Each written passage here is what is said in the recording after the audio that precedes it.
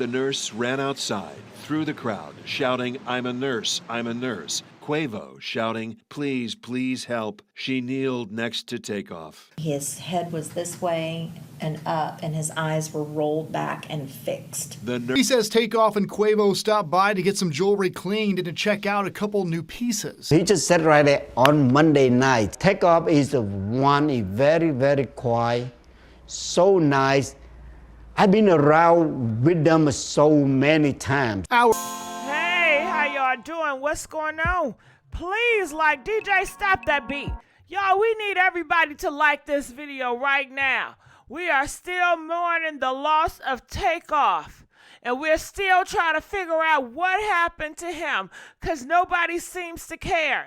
They said Mob Ties and Quavo crew, they both in it, they both accountable and not taking accountability. Nobody is arrested. Until somebody get arrested, we will not rest on this case. So I wanted to let you guys know, I was watching the news, and they said this jeweler guy, he came in, and he was one of the last people that seen Quavo and Takeoff, because they went in to get their jewelry clean. They wanted to look at new jewelry.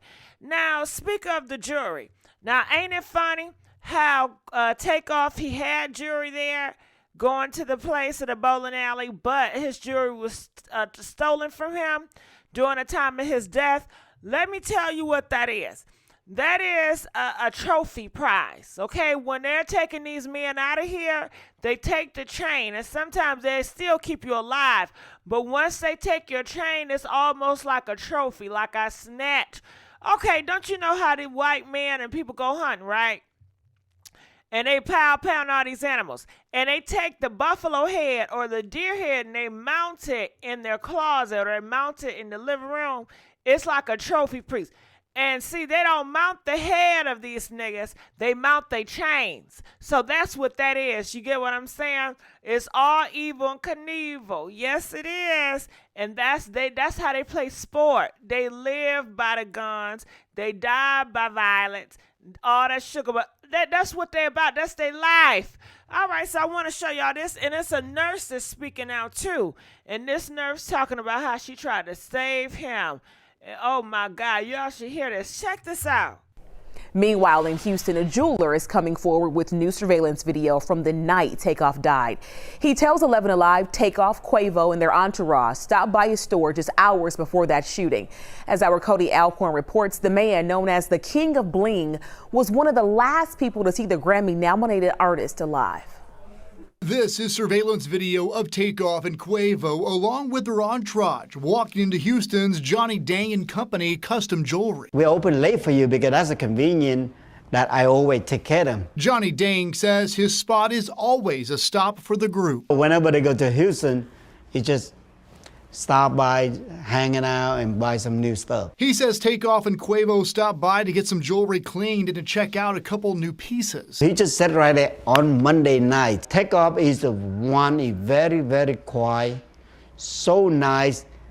I've been around with them so many times. Hours later, Takeoff was gunned down after leaving a private party in downtown Houston outside a bowling alley. A shock to the entire hip-hop industry and fans around the world, including Dang, who is known in the industry as King of Bling. Losing, lost one of the members like Takeoff is a very big loss. Police say about 40 people were outside that private party when something went down and shots were fired. Police confirmed at least 2 weapons were fired.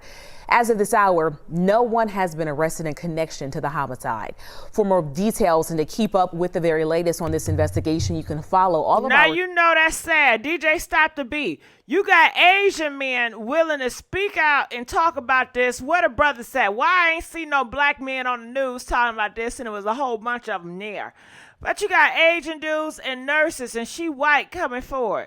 That's sad. And how you gonna tell somebody, your own people don't even care about the black community to speak out about this, but every other race do, and yet you want everybody else to feel sorry for y'all? Make it make sense when you don't care for yourself. All right, check this out. Another glimpse into the final moments in the life of Migos rapper Takeoff. And tonight we're hearing from a nurse who rushed to his side after he was shot. Now, she's asking that we not reveal her identity until police capture those responsible for killing Takeoff. 11 Alive's John Sherrick is on that story for us tonight. She is still traumatized, a veteran nurse of 30 years, sometimes weeping at what is seared into her mind. And I heard pow, pow, pow, pow, pow, and it stopped. Then she heard screams. The nurse lives in an apartment in Houston, near the bowling alley where Atlanta's own Takeoff was shot to death outside. She didn't know at first that it was Takeoff who had just been shot. She didn't know that the man screaming for help was Takeoff's uncle, Quavo, two of the three members of the world-renowned group Migos. The nurse first ran out to her balcony. My neighbors were underneath me. I said, "Did y'all hear that?" That sounded like gunshots. And at that, the nurse ran outside, through the crowd, shouting, "I'm a nurse, I'm a nurse." Quavo shouting, "Please, please help." She kneeled next to Takeoff. His head was this way and up, and his eyes were rolled back and fixed. The nurse, now a target of social media critics who have watched videos from the scene and say she didn't do enough, didn't do CPR. That would not be appropriate, especially with a gunshot wound.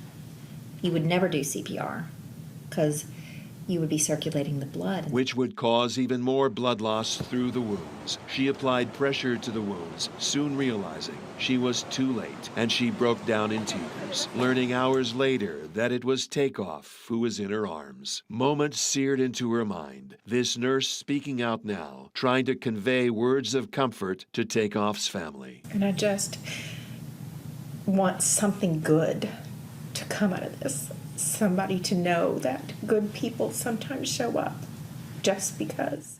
In Atlanta, John Sherrick, 11 Alive News. Oh, God, did you hear that lady crying?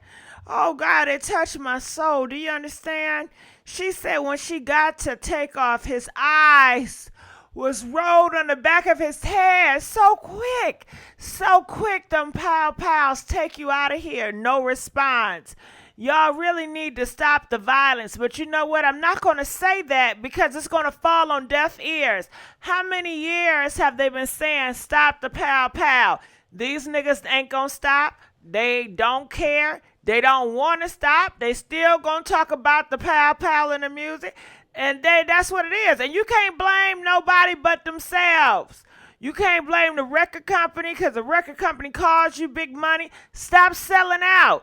But you know, they say black community have a history of selling their own people out. And that goes back to the Africans selling blacks for slavery down to the damn Moors, girl. So comment. It's a lot of going on here. Comment. Let us know what y'all think. And I'll see y'all in another video. Bye.